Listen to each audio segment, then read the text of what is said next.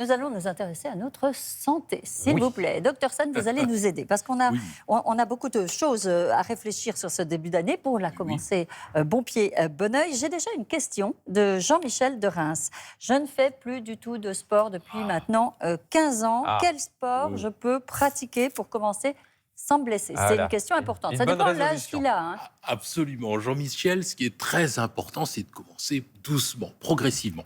Et pour ça, on va essayer de choisir des sports ou des activités où on peut maîtriser l'intensité, la durée de l'activité.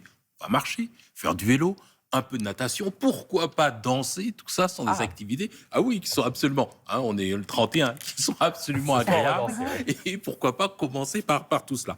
Pourquoi est-ce qu'il faut éviter de reprendre brutalement? Parce que le problème, c'est on risque de se blesser. Vous savez, les tendons, les muscles, et puis ça peut aussi être des problèmes sur le plan cardiaque. Donc, si d'ailleurs on a plus de 40 ans, comme Jean-Michel, et il faut pas, il faut pas hésiter à consulter son médecin pour rechercher des facteurs de risque cardiovasculaire et éventuellement faire des examens. Alors, on va faire une activité modérée.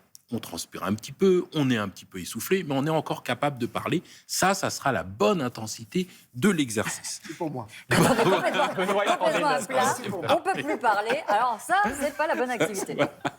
Et puis, ce qui est aussi important, c'est d'essayer au quotidien d'en faire un petit peu plus. On va marcher, on va Monter essayer... les escaliers, pas prendre l'ascenseur. Exactement, tout ça c'est parfait pour les déplacements quotidiens. Et puis on essaye d'éviter aussi les périodes sédentaires. Vous savez, l'idée c'est de ne pas rester assis plus d'une heure et demie, assis ou allongé plus d'une heure et demie, évidemment en dehors des périodes de sommeil normales ou des repas, et il faut se lever, on bouge un peu, on s'étire, enfin bref, on évite d'être sédentaire, ça c'est vraiment quelque chose qui est important. Et puis, on prend tous les prétextes pour se déplacer, pour les contingences quotidiennes. Pourquoi pas jardiner, pourquoi pas bricoler, on va promener son chien, enfin tout ça, c'est vraiment agréable, et ensuite, ça fait bouger. Donc on bouge un petit peu. Justement, il y a une question de Salif de Tarbes. J'ai décidé de me mettre à la marche, nous dit-il, mais comment savoir si je marche à la bonne allure? Eh bien, il faut se fier à ses sensations. C'est-à-dire, il ne faut pas se dire, tiens, je vais à telle vitesse. Non, parce que ça change, en fait. Chaque individu marche plus ou moins vite. On sait bien, quand on marche en groupe, on n'a pas la même allure. Alors, on va se fier à ses sensations. Pour ça, il y a un monsieur Borg. Il a inventé une échelle. Vous savez, vous connaissez tous l'échelle de la douleur. 0, on a pas mal. 10, on a très mal. Eh bien, il a fait la même chose, mais cette fois-ci, sur la perception de l'effort physique. Là, ça va de 6 à 20. Alors, 6, nous sommes à 6. Là, voilà, nous sommes bien. Je vous confirme, on est très bien. Alors là, c'est bon, si c'est ça le sport, ça va.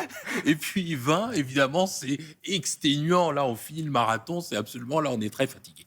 Eh bien, ça, on peut le quantifier. Et quand on est entre 12 et 14, c'est parfait. Autrement dit, on va faire l'effort et on va essayer comme ça de quantifier par un chiffre l'intensité, la perception, à la fois l'essoufflement, le cœur, sur le plan musculaire, où est-ce qu'on en est.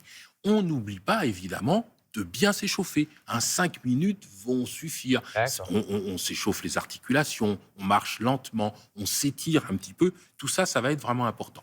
Et puis surtout, quand on marche, on fait une bonne technique de marche. Ça veut dire quoi? On marche... Rapidement. Alors, pas obligatoirement rapidement, à la bonne allure, à son allure. On pose le talon jusqu'à la pointe des pieds, c'est vraiment important. Tout le pied, on déroule bien le pied, ça c'est très important. Et on n'oublie pas qu'on marche aussi avec les bras.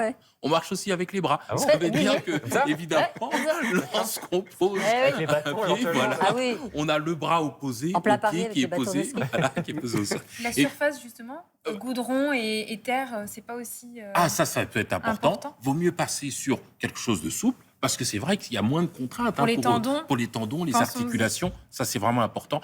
Et puis, on a une bonne posture. On se tient bien droit. On renforce les muscles, bien sûr, stabilisateurs du rachis.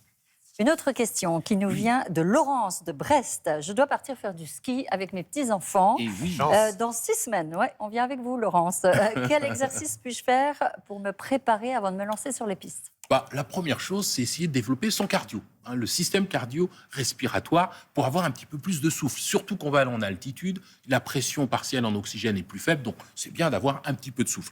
On va faire de la natation, on va courir un peu, on va marcher, on va faire quelque chose, la marche nordique, pourquoi pas, qui va permettre d'améliorer son cardio. La deuxième chose, c'est qu'on va essayer de renforcer certains muscles, notamment les muscles de derrière les cuisses, les ischio-jambiers. Notre coach nous le fait travailler. Je me garde pour le Scrabble. Ils sont très importants parce qu'ils protègent notamment le ligament croisé. Donc, au ski, c'est vraiment important. Alors, on se met au sol. on s'allonge sur le dos.